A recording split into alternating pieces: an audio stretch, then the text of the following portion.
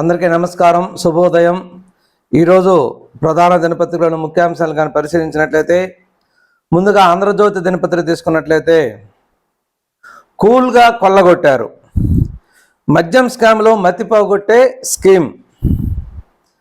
దీన్ని ఎలా పోల్చొచ్చు అంటే, అంకుల్ కిలో పంచదార ఇవ్వు, ఎంత?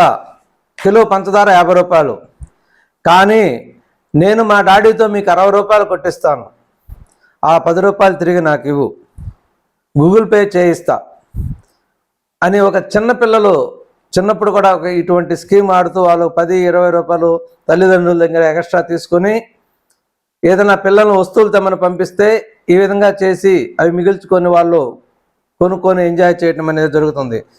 సేమ్ ఈ స్కీమ్ కూడా జగన్మోహన్ రెడ్డి చేసినటువంటి స్కీమ్ కూడా ఇలానే ఉంది. ముడుపులే లక్ష్యంగా ముడుపుల కోసం ముడుపుల చుట్టూ తిరిగేలా రూపుదిద్దుకున్నటువంటి మద్యం పాలసీ, దాని రూపొందించింది, అమలు చేసింది మొత్తం కూడా జగన్మోహన్ రెడ్డి. దాని పాత్రదారులు, సూత్రధారులు ఒక్కొక్కరుగా అరెస్ట్ అవుతున్నారు. ఈ వేడి మెల్లగా తాడేపల్లి ప్యాలెస్ను తాగుతుంది.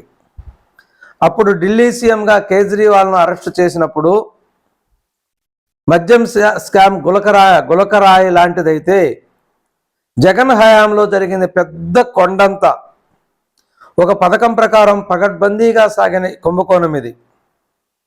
ప్రభుత్వమే మద్యం వ్యాపారం చేయాలన్నది ఇందులో కీలకం. దాని ద్వారా వేల కోట్లు మింగేశారు. మద్యం కంపెనీలకు తమకొచ్చిన ఆదాయం నుంచి కట్టిన ముడుపులు మాత్రమే కాదు, అంతకు మించి కూడా చాలా ఉంది. ప్రజల సొమ్మును మద్యం కంపెనీలకు అదనంగా చెల్లించి అదే డబ్బును తిరిగి ప్యాలెస్కు తరలించిన అత్యంత నీచమైన, దారుణమైన కుంభకోణము ఇది. ఒక మతిపోగొట్టే స్కీమ్. తొలి 6 నెలలు కమిషన్ల కిక్కు, తర్వాత అదనంగా పైసా వసూలు. అంటే టైం గడిచే కొంది అనేక రకాలుగా కూడా ఆ మద్యం స్కామ్ నుంచి దోపిడీ చేయటం మొదలైంది. ముందేమో ప్రభుత్వం నిర్ణయించిన ఎంఆర్పి ప్రకారం ఆ ఆర్డర్లు ఇచ్చినటువంటి కంపెనీలు కొంత కమిషన్ ఇచ్చేవాళ్ళు. ఆ తదనంతరం ఎంఆర్పి ధరలే ఎక్కువగా పెంచి ఇట్లా పేదల యొక్క ముక్కు పిండుతూ మరియు ప్రభుత్వం ఖాతా నుంచి కొన్ని కేసులు అనేది అమ్మకంలో చూపించకుండా ఈ విధంగా ప్రభుత్వం కూడా దారుణంగా మోసం చేశారు. కాబట్టి ఇది రోజులు గడిచే కొంది దీంట్లో చాలా కీలక సమాచారం, ఆశ్చర్యపోయే సమాచారం, దిగ్భ్రాంతికరమైన విషయాలు కూడా తెలుస్తున్నాయి. అలా ఇచ్చిపుచ్చుకున్న ప్రజాధనమే మొత్తం చేతులు మారింది 3113 కోట్లు. ఇది ప్రభుత్వ లెక్కల ప్రకారం. అందులో ప్రభుత్వ సొమ్మే అత్యధికం. కొనుగోలు ధర మేరకు ఎంఆర్పి కూడా అధికం. ముందు బాబులు జేబులు గుల్ల. కూటమి రాగానే అదనం పోయింది, ధర తగ్గింది. ఇది దీని గురించి అతను చేసిన విధానం గురించి ఒక ప్రత్యేక వీడియోలో మళ్ళీ దీని గురించి చెప్పుకుందాం. కాబట్టి ఇది కళ్ళు బైర్లు గమ్మేటటువంటి దిగ్భ్రాంతికర విషయాలనేవి ఈ మద్యం స్కామ్లో ఉన్నాయి. సంక్షేమానికి ఓ క్యాలెండర్, ఏ నెలలో ఏ పథకమో చెబుదాం సీఎం, అప్పుడు మన విశ్వసనీయత పెరుగుతుంది. ఒకే విడతలో తల్లికి వందనం జమ చేస్తాం, ఆర్థికంగా ఇబ్బందులున్నా కూడా తగ్గేది లేదు. పథకాలను ప్రజల్లోకి తీసుకెళ్లడంపై మంత్రులు వినూత్నంగా ఆలోచించాలి. ముఖ్యమంత్రి బాబు. రెవెన్యూ సమస్యలపై 3 నెలలకు ఒకసారి నివేదిక. రేషన్ వాహనాలు రద్దు, 1 నుంచి చౌక ధరల దుకాణాల్లోనే పంపిణీ. వృద్ధులు, దివ్యాంగులకు మాత్రమే ఇంటికి సరుకులు. ఎండియూలు ఫ్రీగా లబ్ధిదారులకు బదలాయింపు. ఏలూరులో అంబేద్కర్ ఓపెన్ యూనివర్సిటీ. రాజమండ్రిలో తెలుగు విశ్వవిద్యాలయం. అమరావతి IIULER ఏర్పాటు. అమరావతిలో IIULER ఏర్పాటు.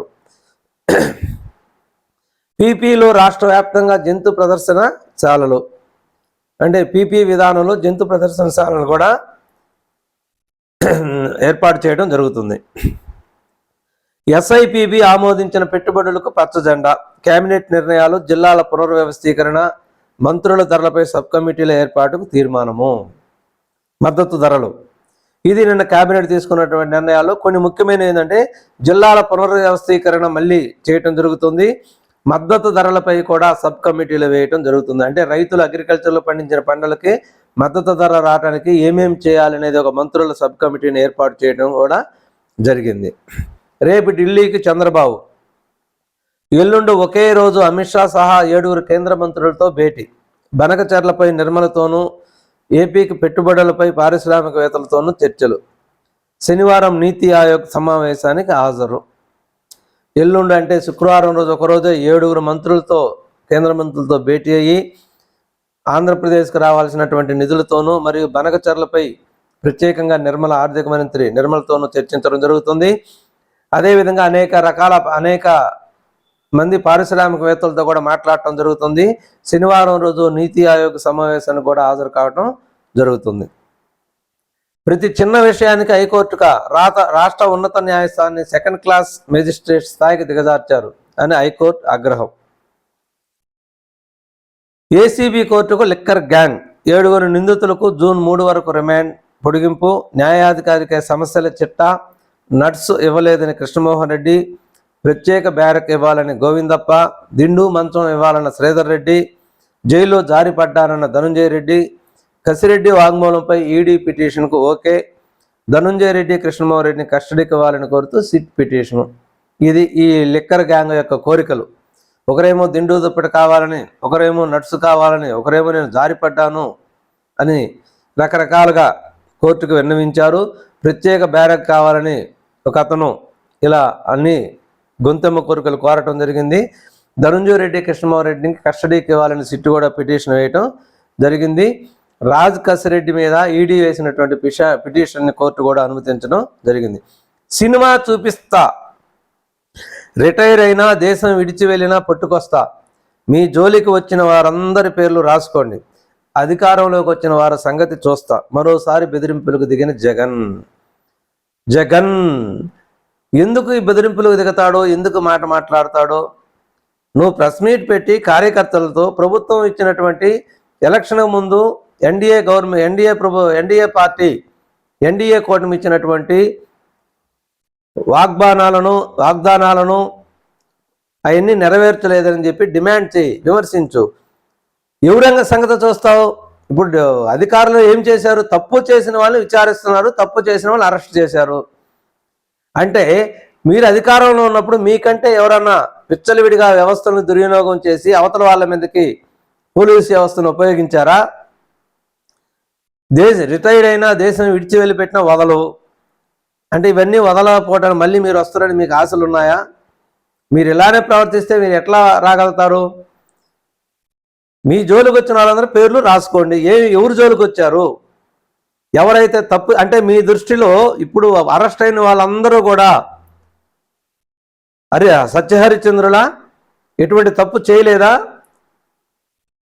ఏంటో జగన్మోహన్ రెడ్డి గారు మాట్లాడటం, ఇలా మాట్లాడి మీ స్థాయిని ఇంకా దిగదార్చుకొని ప్రజల్లో మీ విలువను కోల్పోకూడదు. ఎందుకంటే మీరు కామ్గా ఉండి ప్రభుత్వాన్ని విమర్శిస్తుంటే మీరు చేసిన తప్పులు కొద్దిగా లేటుగా బయటపడతాయి. మీరు ఇలా మాట్లాడితే మీరు చేసిన తప్పులు వెంటనే ప్రజలకు అర్థమైపోతున్నాయి.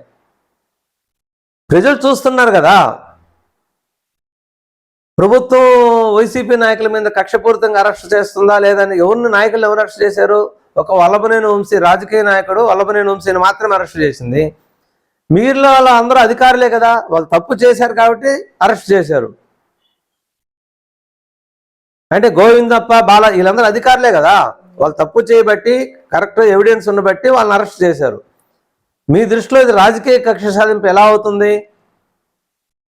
అంటే మీరు వాళ్ళు తప్పు చేసినట్టు మీరు ఒప్పుకున్నట్టే కదా.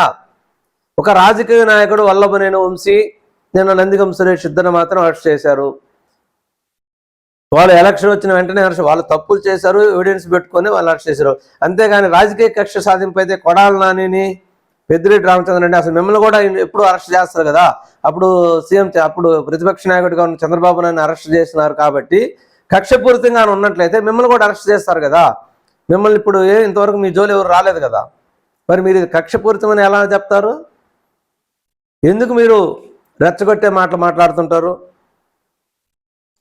న్యాయ వ్యవస్థలో తిమింగలాలు. జస్టిస్ వర్మపై ఎఫ్ఐఆర్కు ఎన్నాళ్ళు? నేర న్యాయ వ్యవస్థ సామాన్యులకైనా? అంతర్గత విచారణలో పారదర్శకత ఏది? నివేదిక బయటపెట్టినా ఉపరాష్ట్రపతి నివేదికను బయట పెట్టాలి. ఉపరాష్ట్రపతి జగదీప్ ధన్ఖడ్. నిన్న ఉపరాష్ట్రపతి న్యాయ వ్యవస్థ మీద మరొకసారి ధ్వజమెత్తడం జరిగింది. మాట్లాడుతూ జస్టిస్ వర్మపై ఎఫ్ఐఆర్ కట్టడానికి ఇన్నాళ్ళు టైం పట్టిందా? సామాన్యులకైతే ఇలానే ఉంటుందా? నేర న్యాయ వ్యవస్థ సామాన్యులకైనా? అంతర్గత విచారణలో పారదర్శకత ఏది? మీరు ఆ నివేదికను బయట పెట్టాలి అని చెప్పి ఉపరాష్ట్రపతి జగదీప్ ధన్ఖడ్ ధ్వజమెత్తడం జరిగింది న్యాయ వ్యవస్థ మీద. ఇప్పటికీ వక్ఫ్ చట్టం రాజ్యాంగబద్ధమే. స్టే ఇవ్వాలంటే బలమైన కారణం చూపాల్సిందే.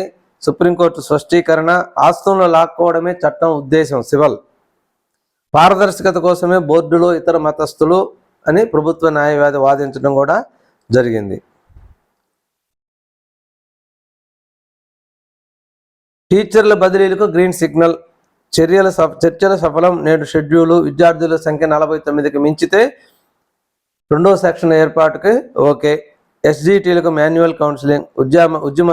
ఉద్యమానికి ఉపాధ్యాయులు స్వస్తి. ఫ్రీ హోల్డ్లో ఉన్న పేదల భూములను తీసుకోము. ఒకేసారి పరీక్షలు ఫలితాలు. ఉన్నత విద్య అకాడమిక్ క్యాలెండర్ విడుదల. ఇది ఈరోజు ప్రధాన దినపత్రికలో ఉన్నటువంటి ముఖ్యమైన వార్తలు. నమస్కారం, ధన్యవాదాలు.